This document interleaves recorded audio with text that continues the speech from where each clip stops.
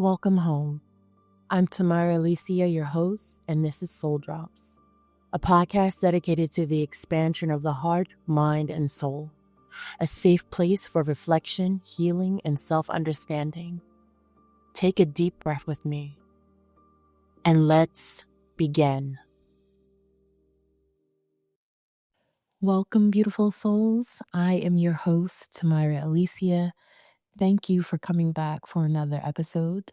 Today, we are going to dive into learning how to live from a place of vulnerability and learning how to live from your heart. I know that might sound a little cheesy, but just follow me here. Recently, I had a conversation with a friend about surviving traumatic childhoods and how sometimes that can leave you in a space where you always feel like you have to be on your guard, especially when it comes to being vulnerable and having an open heart and showing people your emotions and being sensitive, all of those things. And it kind of hardens you a bit because it's a form of survival and protection. And so it requires a lot of work in order to be able to move past those things. So I wanted to just dive into a tiny bit of history about myself before we moved into the episode a little bit more. So when I was, I want to say around 27, so that was in 2014, I think. I kind of had my moment of truth to choose to either my fear and move from my heart or stay in a space of hyper awareness, being afraid of my own vulnerability, being afraid of ever opening up my heart, all of these things. Around that time, like I said, it was 27. I'm a mom, so I was a mom then. And I had two kids. And it was not only was it like the most emotionally traumatic period of my life, but it was also the most splitting time of my life, if that makes any sense. So by splitting, what I mean is I was me, right? I was me, Tamyra, the person, but I was also someone's mom. And I was not trying to mess up my kids, right? I was not trying to pass that trauma down that I experienced to my kids. And I was also this person that was trying to reparent herself. I could, at some point, get to love myself. I knew that it could happen at some point, but I had to go through the trials of learning how to reparent myself while at the same time parenting my kids, while also at the same time still trying to remain the me to the outside world, right? Because no one actually knew what was happening internally inside of me. I was very good at uh, having a performance type of exterior where everybody thought everything was fine, and I was not. I was drowning. I knew that I didn't want to pass it to my kids, so I knew that something had to give. I talk more about this in my companion episodes. So some of the episodes that I will upload will have companion episodes. They are basically an extension of the podcast where I go a little deeper into maybe why I chose to talk about what I talked about, maybe deeper into specific research about things, or just more about myself in general. We'll include to that in the notes. It'll be available in the blog section of my website. So if you guys are interested in checking it out, definitely please feel free. Again, the link will be in the notes. Also, the website is souldrops with an S podcast.com. I want to say about that time, At that particular season in my life, I had to move from myself. Decision. I had to move from my children. I had to move for the people that cared about me in my life that didn't know that I was suffering. But most of all, for me, I'm going to be honest with you, because I refused have them experience a fraction of the trauma that I went through. And so that was the day that I chose to lead with my heart, to open it up, to be vulnerable, to ask for help if I needed it, to express my emotions, strangers even sometimes. Terrifying. Like I can't sugarcoat that. It's now the foundation of my life and how I navigate by is being present in my emotions first and foremost, being grounded in my emotions, being grounded in the love that I feel inside of myself for myself, but also for other people around me. And that could include people that I don't even know, right? It's not the same thing as like a love that I have for a sibling or friend or like someone that I have a actual like kind of working relationship with. It's more like a love of another human being. This is a life. A life is important and a life deserves love. So for me, um, it really expanded me to this place that I never imagined that I could be at. Hear people say stuff like, "Oh, follow your heart. Heart will always lead you will lead you where you need to go." And I remember thinking to myself, like, heart, like you follow your heart, you gonna get hurt because you're not using your brain to think about all the stuff that you shouldn't be doing. It seemed like a concept that was dangerous and that no one should be doing, right? Don't get me wrong, it's not the easiest thing all the time. It is definitely a balance of setting up reasonable boundaries, having respect, having compassion, and also not being judgmental, and also not being reactive when people respond in a way that you think that they should respond, or when you lay your heart out to them and they decide to treat it like a treadmill, right? So it can be hard to live in that space when that happens, but think of it like weighing the options between being how I was back then and being how I am now. And oh, I'm taking this every day. I'm taking this every day. And your heart will often lead you to places that logic will refuse to go. And what I mean by that is think about in your life how many times you have got really excited or you really, really wanted to do something. You were very passionate about doing something, or even someone that you really, really liked, right? And you were going to do it. You were like, yes, I'm going to do it. I'm going to go for it. And then your brain got in the way. And your brain was like, actually, maybe we shouldn't do this. Maybe we should just stay in the house. Maybe we shouldn't try this because if we try this, we're going to fail. Or if we try this, this person is going to hurt our feelings or they're not going to be receptive or whatever the case may be.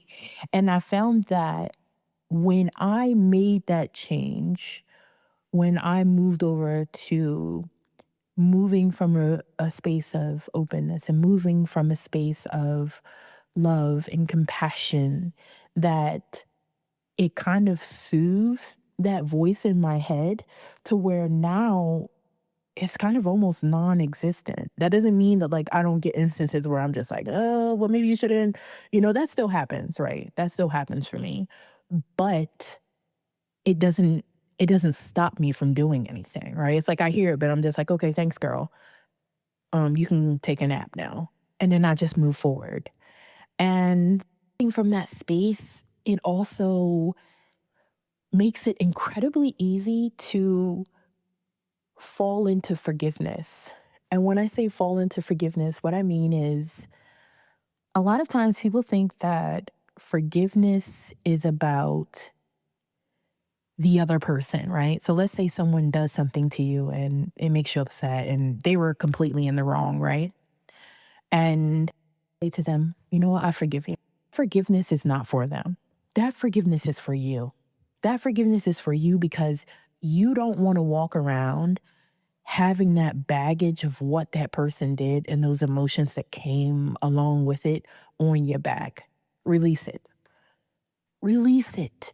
Don't hold grudges. Don't walk around for 20 years of your life mad at something that your mother or father did or didn't do when you was 10 years old. Like let it go because it's only hurting you.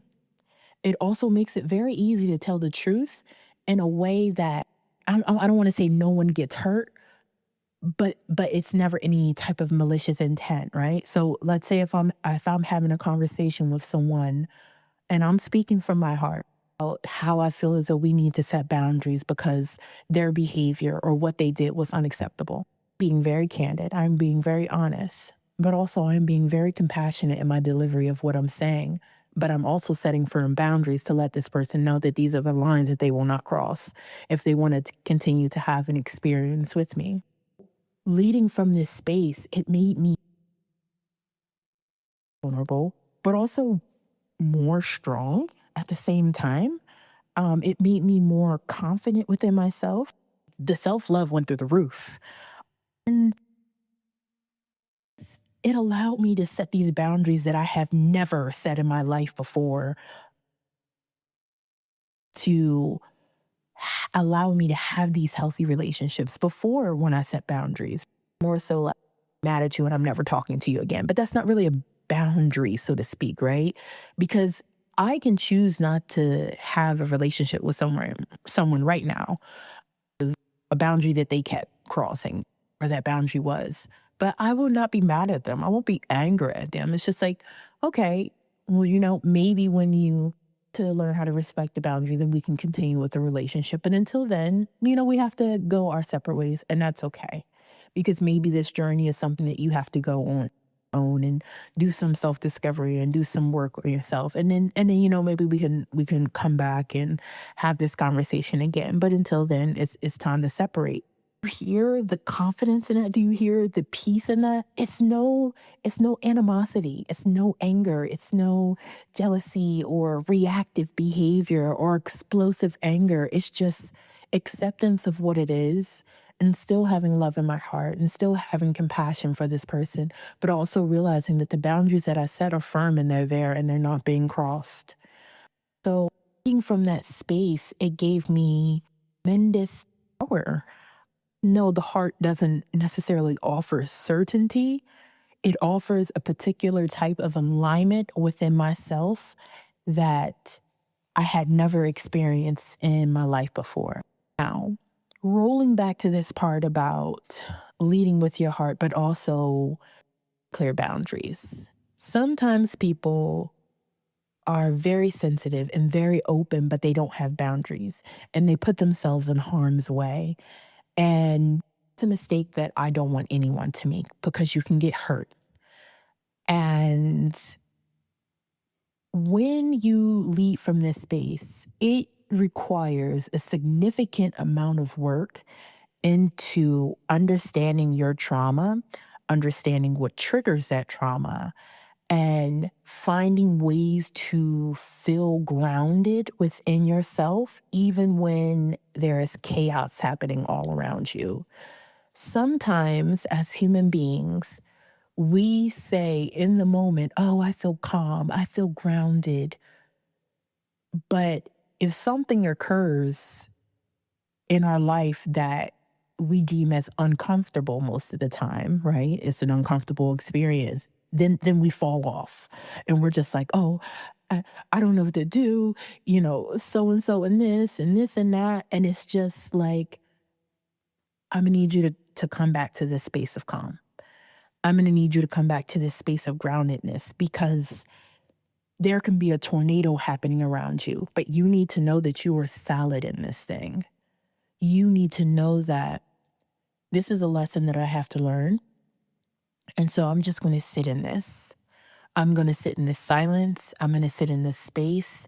I'm going to learn what I need to learn. I'm going to learn how to put up boundaries. I'm going to learn how to move from a space of love and understanding and compassion, all while your world may be crumbling down around you.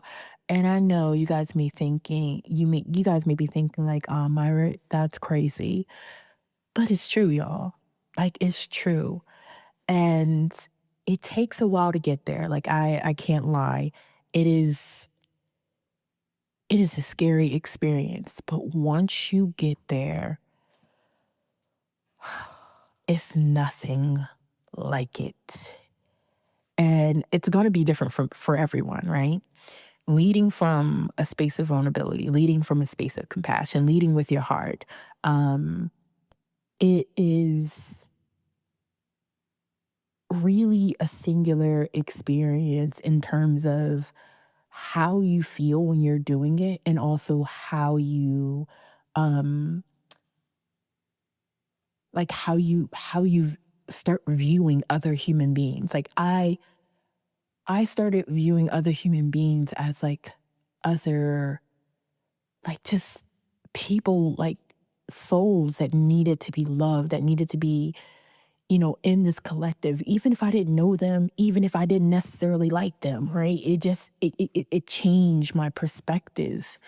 And it allowed me to also, especially with people that I didn't like, it allowed me to first question why I didn't like them, right? Was it this person's behavior? If it was this person's behavior, right, let's not immediately say, oh, this person is a bad person, because I want to say I don't necessarily believe in bad people. I believe that people do bad things, but not necessarily that people themselves are bad, right? And the reason why I say that is because when you lead from your heart and when you lead from a space of love and compassion, it allows you to look deeper than the actions that that person is committing. I'll give you guys an example of this. So when my daughter was little, she's 17 now, but when she was little, I think maybe like around third grade, she came home from school and it was a kid who was bullying her, making fun of her, calling her names, the things that bullies do. And I talked to her, make sure she was okay, et cetera, et cetera. And then we started talking about the kid, and I started asking her questions about the kid. And I had a meeting with the teacher about the kid. And it turns out that the kid was in and out of foster care. The parent was the biological parent was on drugs and was like abandoning the child, leaving the child at home alone by themselves. They keep in mind at the time the child was in third grade, so the same age as my daughter, very young. And this child had been sent to multiple foster homes. Sometimes the child didn't eat, came into school hungry, came into school dirty, came into school smelling. And, that can lead to a child misbehaving. And I even hate to use the word misbehaving because I think it's just more so they want attention, whether that attention is negative or positive, right? And I explained to my daughter that even though the actions that this child did to her were wrong, we're not going to justify the actions. Let's look a little deeper into the person. This child didn't grow up in a home where they felt safe. They didn't grow up in a home where they felt taken care of or loved or appreciated. There was no stability. They were hungry. They went from home to home, school to school. Like, there is a lot. And so school was a place that they chose to misbehave because it was the only place that an adult was paying attention to them. And eventually, I think my daughter got the message the more we talked about this, but I carry that same train of thought even into my relationships with people that I have now or people that I encounter that are hostile or angry or whatever it is. And it makes me look at them like not in an angry way, but more so in a place of, I wonder what happened to you. Because no one is just like that. You know what I mean? That is a indicator of trauma. whatever level of trauma it is, whatever happens, something happened, and that's how you became that way. And that is how that became your dominant personality trait. Sometimes people get so buried in their trauma that they don't even realize who they are because they become their trauma. Like they put it on like an identity, and they forget who they are. They forget that they can be loving. They forget that they can be compassionate. They forget that they can laugh and enjoy life. And it just it allowed me to be able to see my world to a completely different set of eyes. And that allowed me to be able to teach my children to see the world through a different set of eyes, right? And as I said before with the boundaries, sometimes setting boundaries is hard. And it seems to be the hardest with people that you are the closest to. So, setting boundaries with family, for example. Let's say you got a family member that always says something negative when you come around. But they say it in a joking way, but it hurts your feelings, right? It's time to set those boundaries. Let that person know that this comment makes you very uncomfortable, and that if they continue with these comments, then you're going to have to set this boundary. And this boundary may mean that they're not allowed to talk to you, that they're not allowed to come to your house, that they're not allowed to reach out to you until they can respect your boundary. And that can be extremely hard to do when it comes to close relationships like partners or family members or anything like that. That can be extremely hard to do. But once you do it, it will be worth it. Um, Following your heart and moving from that space also opens you up to opportunities, right? And remember when I don't even know, like a few minutes ago, uh, I mentioned your heart allows you to go to places that your logical brain doesn't go. Think about goals that you want to accomplish, right? Sometimes when you're not leading from that space of when you're not leading from that space of an open heart and vulnerability, and that also has like this childlike innocence to it, you get bogged down with the adultedness of it all, and you're always thinking from a place of logic, like, oh, I can't do this specific goal that I want until I have all of these things lined up, until I know everything about this particular topic or whatever the thing is that I want to do, instead of just going for it, instead of just doing it. You don't need 100% plan all of the time. You can go in there with like 60% and then, make it work. Make it work. Just do what you do, learn as you go, and grow. And allow your heart to lead you into places and into spaces that feel in alignment with who you want to be. Think about yourself, I don't even know, 3 months from now. Where do you want to be? Who do you want to be? Think about the most happiest version of yourself. Think about it. I'm going to give you a second.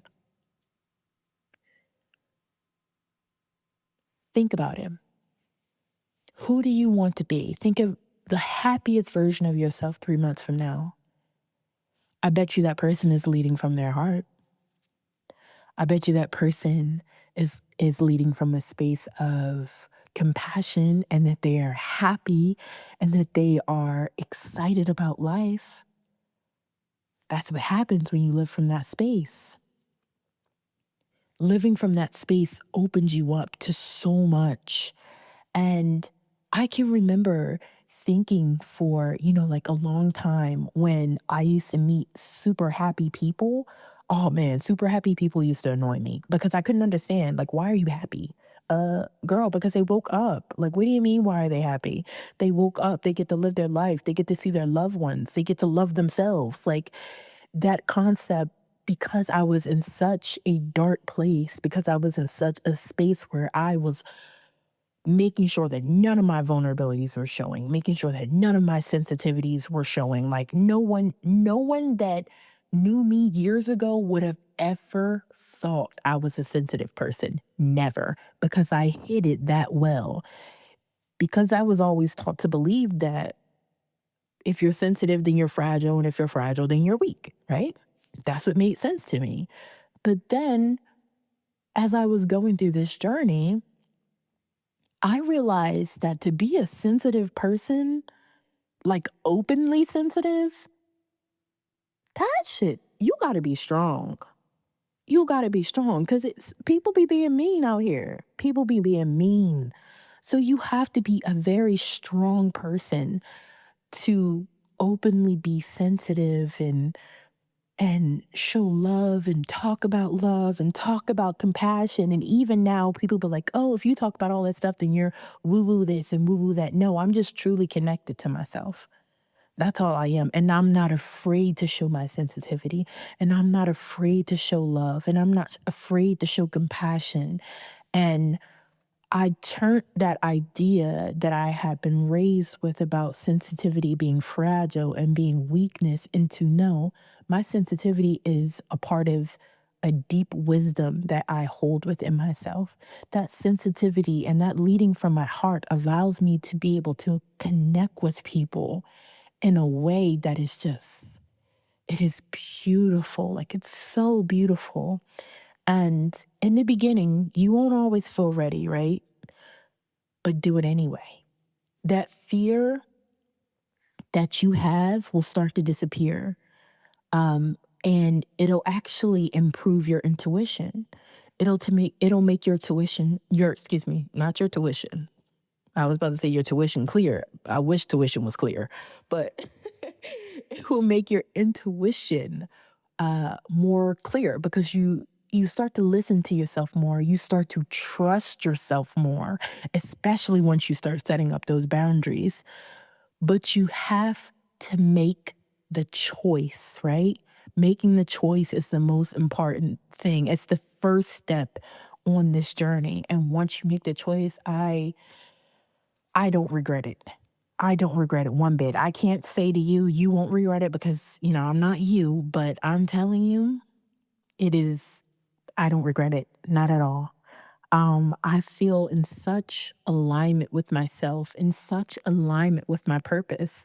And that's actually one of the biggest reasons why I am doing a podcast like this, why I'm talking about the types of the topics that I'm talking about, is because I feel like I have this massive heart, all of this love, all of this compassion, all of this ability to be able to connect with people. And I want to. And I want people to connect with me. And I want to be able to inspire people. And I want to be able to know that it even if you have been through the worst trauma that you think a person could have gone through, there is still love. There is still compassion. There is still kindness. There is still an opportunity for you to live and not just survive. And it's beautiful. It is beautiful. And also, just, as a little history lesson, um, leading with your heart is not a new concept, right?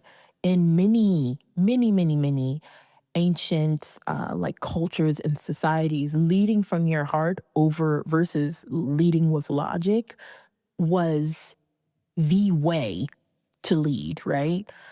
Ancient wisdom has always been seen as this seat of truth, as this powerful place for someone to be able to lead through. Even in Egypt, like if you think about the way that when like Egyptians were buried and like how their hearts were weighed and not their brain when it came to like weighing the against the feather of truth for in the afterlife. And Chinese medicine, for example, the heart is considered the emperor. So it's like the ruler of the mind, the emotion, and the spirit. In many indigenous traditions, the decisions are not made with intellect alone, but made from the heart first, and it's made as a decision based on the collective. So this is not like a new concept. Now, from a scientific perspective, right? In a very like kind of modern science type of way, I mean, science is to me is kind of like always late in the game when it comes to things that spirituality says, and then science is just like, okay, so we now finally believe you. Now we finally found the connections, blah, blah, blah, blah, blah. Right. So science is just now learning about these connections. There is actually an institute called the Heart Math Institute. And they actually discovered that the heart has its own neural network, and it's actually called the heart brain. I talk a little bit more about this in the companion article that I mentioned earlier that's linked on my website. It is interesting. And definitely check it out if you want to read more or if you want to learn more about that. But one of the most interesting things that I had learned was that your heart actually sends messages to your brain. That's something that I didn't know. I won't say much about it, but you can take a look at the episode, and I'm pretty sure that I included links, so you can link out to the actual research that I looked at as well.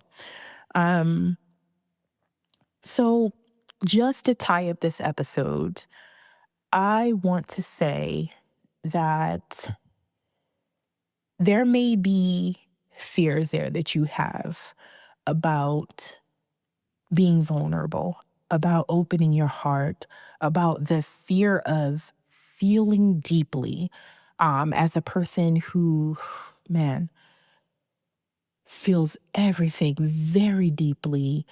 Um, I know this feels like a risk. I know it may feel like you're going to get hurt, but set those boundaries. Again, set those boundaries and choose to do it anyway. Anything that scares me, I want to do it. And not because I have like some type of weird pleasure of being hurt, but more so of I don't like being afraid of things. And especially when I feel like it's holding me back from living a fuller life. And so I just want to encourage you to push through that fear. And again, like, I know, I know that most of us have lived through incredible trauma, some more than most, but living from your heart is not impossible.